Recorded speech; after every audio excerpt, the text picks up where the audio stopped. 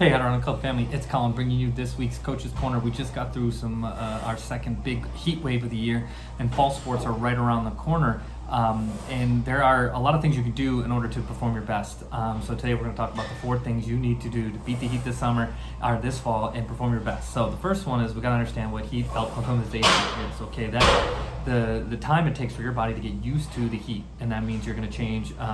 A lot of things change physiologically, so inside your body, your respiration rate, your capillaries, your heart rate, a lot of different things need to change inside you so that you can dissipate that heat quicker, and so you don't get as beat up from the heat. And that usually takes around 7 to 14 days.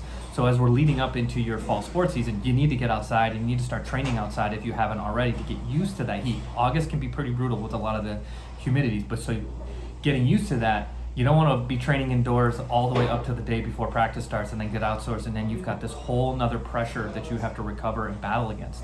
So you need to get that physiological exposure to the heat. We got a lot of that recently, so that'll help, but you won't hold on to it for so long, so you got to make sure you're getting out there and training.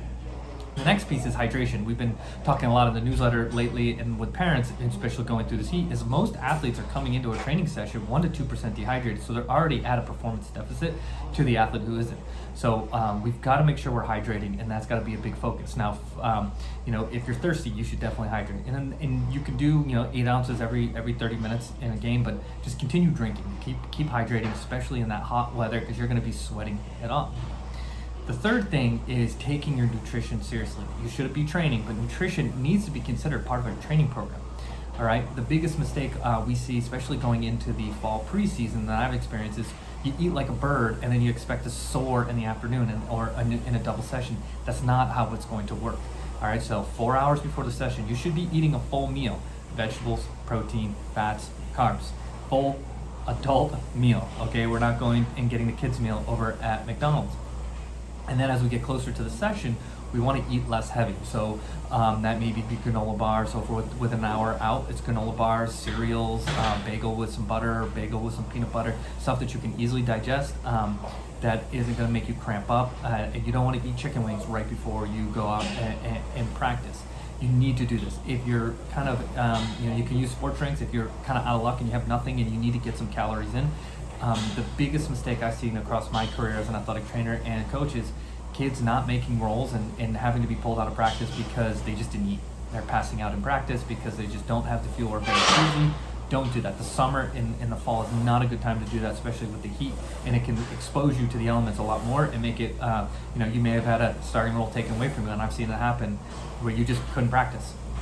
And it was before a game and you lose a starting roll because you're on the sidelines cramping up. And then post-training is really the most important piece, okay? And we talk about it as as a whole new game. It's winning the recovery, okay? You've got to get rehydrated. So if a really simple way to do this is weigh yourself in and out every practice. If you've lost more than 2% of your body weight, that's really that 2 to 3%. You can see a 25% decrease in your performance. If you're up in that 5%, that's like red flag. Like you probably shouldn't be practicing.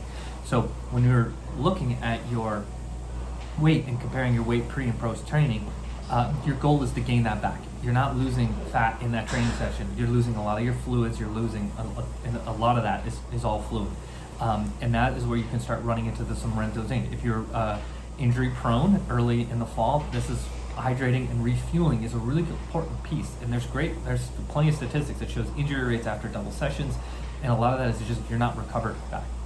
A good quick stuff that you can do after: chocolate milk, pretty good. Protein shakes, great. Really the goal is to get a full meal within 2 hours after training, and then rehydrate as completely as possible before your next sessions. A lot of you are going to be running into double sessions. Hopefully your coaches are intelligent and they've scheduled them out so you have a good break in between. So you've got to get rehydrated and refueled, and it will make all the difference in your performance. When we started introducing the weigh in, weigh out method with our college athletes, it dropped our injury rates significantly, and it also improved their performance in those early season games. So there you go, kind of a long one. Those are your 4 things to crush your fall preseason. Let us know if you need anything, and we'll see you around the turf.